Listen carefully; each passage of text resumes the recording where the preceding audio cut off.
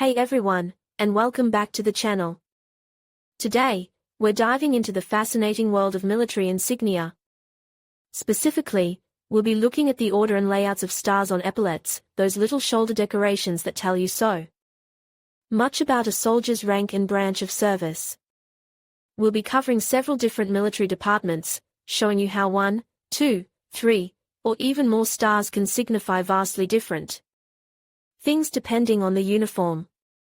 So, if you're curious about the subtle but significant differences in these markings, stick around. Hey everyone, and welcome.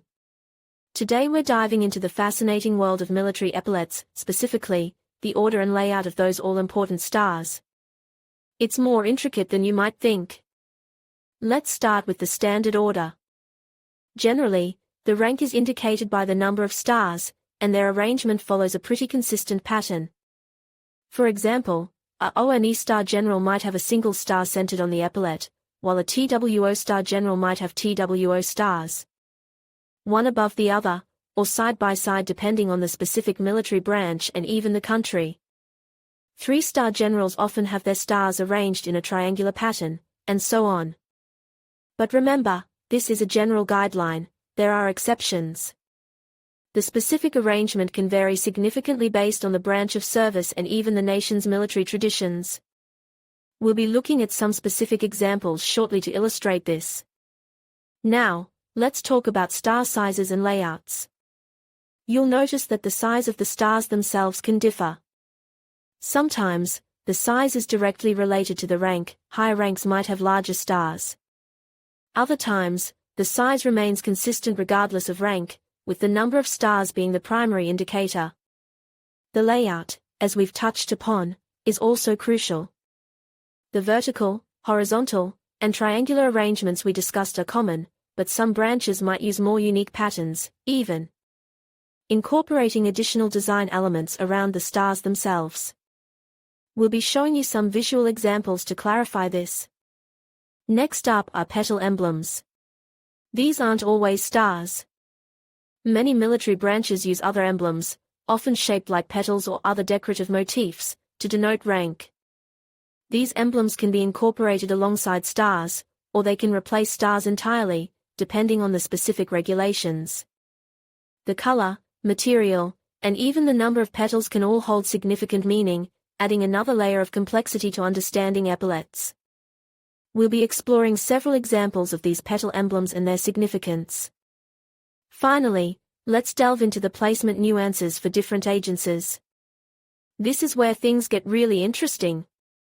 While there are general principles, each military branch, and even different agencies within a single branch, might have its own specific rules regarding star placement, size, and even the type of emblem used. For example, the Air Force might use a slightly different arrangement compared to the Army, even if both are dealing with the same rank. International variations are even more significant, with different countries having their own unique traditions and regulations. We'll be comparing and contrasting several examples to highlight these differences. We'll also briefly cover how to properly attach these stars to the epaulettes themselves, ensuring they are correctly positioned and securely fastened. Hey everyone, and welcome. Today we're diving into the fascinating world of military epaulettes and those shiny stars everyone loves to see. We'll be looking at where those stars go, the rules governing their placement, and even how to attach them properly. Let's start with the junior ranks. For junior military personnel, things are usually pretty straightforward. Often, you won't see any stars at all on their epaulettes. Instead, you might find chevrons, stripes, or other insignia indicating their rank and time in service. These markings are usually quite specific to the branch of the military and even the specific unit. The placement is consistent within that branch, so if you see TWO stripes on an Air Force epaulette, you know exactly what that means. It's important to remember that these markings can vary significantly between countries and even within different branches of the same military. So, always consider the context. We'll show you some examples of these junior rank insignia throughout the video, so keep your eyes peeled. Now, let's move on to officers. This is where the stars start to make their appearance. For officers, the number of stars directly correlates to their rank. A 1-star officer, for instance, will have ONE star on each epaulette. TWO stars indicate a higher rank, 3 stars even higher, and so on. The placement of these stars is usually very precise, typically centered on the epaulette. Again, the exact positioning might vary slightly depending on the military branch and country, but the general principle remains the same. The number of stars equals the rank.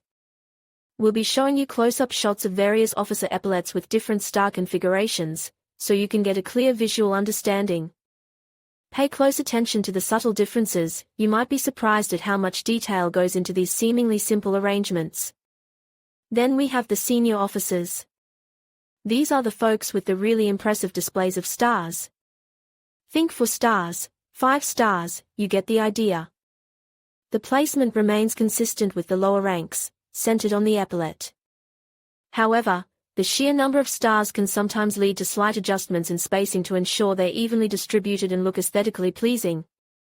The size of the stars might also increase with rank, adding another layer of visual distinction. We'll be showcasing some examples of senior officer epaulettes, highlighting the subtle differences in star size and spacing. You'll see how even the smallest details can make a big difference in conveying rank and authority. Finally, let's tackle the practical side of things. How to attach these stars.